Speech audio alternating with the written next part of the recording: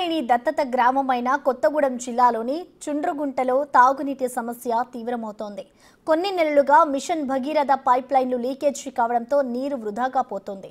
Solar పంపుల ద్వారా వస్తున్న నీరు సరిగా రావడం లేదు. దీంతో ప్రజలు తీవ్ర ఇబ్బందులకు గురవుతున్నారు.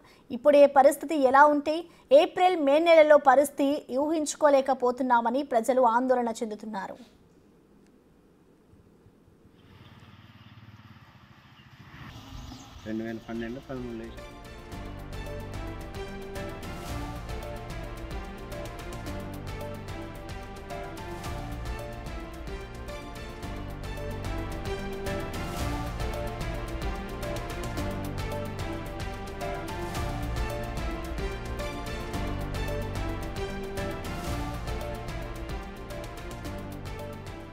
సింగరేణి దత్తత గ్రామమైన కొత్తగూడెం జిల్లాలోని చుండ్రకుంటలో తాగునీటి సమస్య తీవ్రమవుతోంది. కొన్ని నెలలుగా మిషన్ భగీరథ పైప్ లైన్లు లీకేజీ కావడంతో నీరు వృధాగా పోతోంది.